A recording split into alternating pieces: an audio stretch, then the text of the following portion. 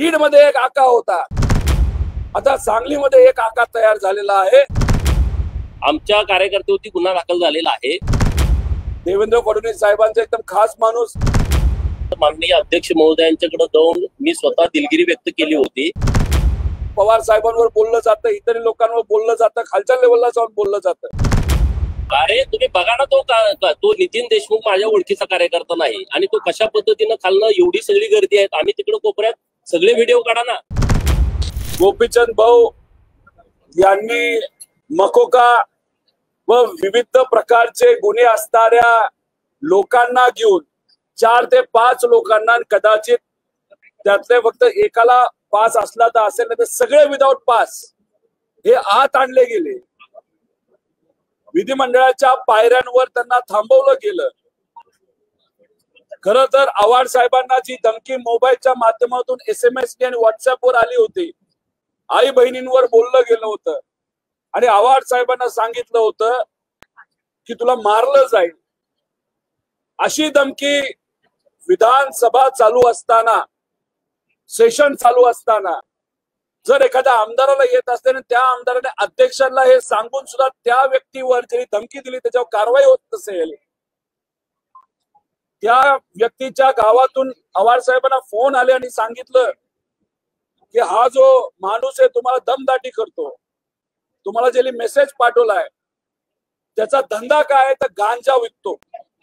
म्हणजे गांजा विकणारे, मकोका असणारे हे सर्व कार्यकर्ते घेऊन भाजपमधला एक सत्ताधारी आमदार इथं येतो काय, आव्हाड साहेबांना मारण्याचा प्रयत्न काय होतो आणि त्यात आमचा एक कार्यकर्ता नितीन देशमुख मध्ये येतो आणि त्याला तिथं मारलं जातं। 1.5 महिन्यापूर्वी त्याचं ऑपरेशन तिथं झालं होतं। काल रात्री आम्ही फक्त पोलिसांना विचारलं तो कुठे, तो सापडला नाही आणि 4 तास आम्ही विविध पोलीस स्टेशनला गेल्यानंतर शेवटी जे हॉस्पिटलला आम्हाला त्याला भेटता आलं। त्याच्या आरोग्याची काळजी त्या ठिकाणी आम्ही व्यक्त केली आणि पोलिसांना सांगितलं की आमच्या कार्यकर्त्याला मुद्दामून कुठे त्रास देऊ नका। आणि जे इतर 3 लोक होते ते इतर 3 लोक कुठे आहेत जे व्हिडिओ मध्ये हाणामारी करताना दिसतात। त्यामुळे या सरकारच्या काळामध्ये कुठेही कायदा व सुव्यवस्था राहिली नाही असं आपल्याला त्या ठिकाणी म्हणावं लागेल। हे सरकार फक्त या जे आका टाईपचे लोक आहेत, बीड मध्ये एक आका होता, आता सांगलीमध्ये एक आका तयार झालेला आहे आणि त्याला असं वाटतं की विधिमंडळ सुद्धा त्याचं एक साम्राज्य आहे आणि तिथे येऊन तो कसाही वागू शकतो। अशा प्रकारे आमच्या नेत्यांवर, कार्यकर्त्यांवर, लोकांवर जर तुम्ही काही करणार असाल, गरिबाच्या जमिनी तुम्ही घेणार असाल, तुमच्या समाजाच्या गरीब लोकांच्या जमिनी तुम्ही जर तिथं बळकावणार असाल तुमचे कार्यकर्ते, हे आम्ही खपवून घेणार नाही।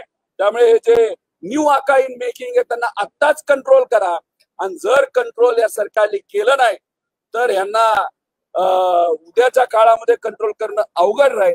दुर्दैव एवढंच आहे, बीजेपीचे मोठे मोठे जे नेते आहेत ते काय करतात, अशा लोकांचा वापर करतात इतर नेत्यांवर खालच्या पातळीवर जाऊन बोलायला। देवेंद्र फडणवीस साहेबांचा एकदम खास माणूस, त्या माध्यमातून पवार साहेबांवर बोललं जातं, इतर लोकांवर बोललं जातं, खालच्या लेवलला जाऊन बोललं जातं। खऱ्या अर्थाने देवेंद्र फडणवीस जर मोठ्या मनाचे असते तर त्याचे कान धरले असते, तू खालच्या लेवलला मोठ्या माणसांबद्दल बोलू नको, पण असं कुठेही केलं नाही। काल मी माझी भूमिका व्यक्त केलेली आहे। काल माननीय अध्यक्ष महोदयांच्याकडे जाऊन मी स्वतः दिलगिरी व्यक्त केली होती आणि माननीय अध्यक्ष साहेबांना मी विनंती केली होती, या आमच्या सहकाऱ्यांच्याकडून चूक झालेली आहे, त्यांना सक्त ताकीद देऊन आम्हाला जी काही तुमची काय कारवाई असेल ती करा। आणि त्यामुळे त्यांच्या अधिकारातला हा विषय आहे। रात्री उशिरा त्यांच्यावरती FIR दाखल झालेला आहे। शेवटी कायदा सर्वश्रेष्ठ आहे। विधानसभेचे अध्यक्ष आणि विधान परिषदेचे सभापती हे सर्वोच्च आहेत। त्यामुळे त्यांनी जी भूमिका घेतलेली आहे त्याच्यावरती आमचं कुठलंच मत नाही।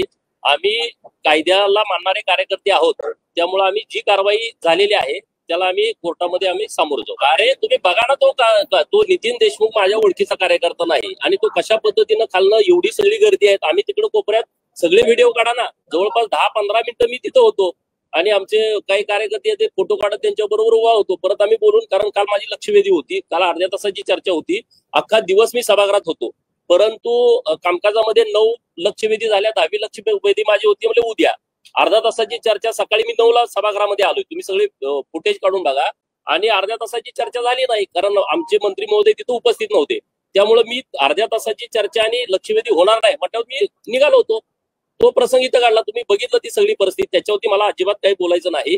त्यामुळं ज्या पद्धतीनं आमच्या कार्यकर्त्यावरती गुन्हा दाखल झालेला आहे, आम्ही त्याचा आदर करतो आणि न्यायालयामध्ये आम्ही आमची बाजू मांडतो.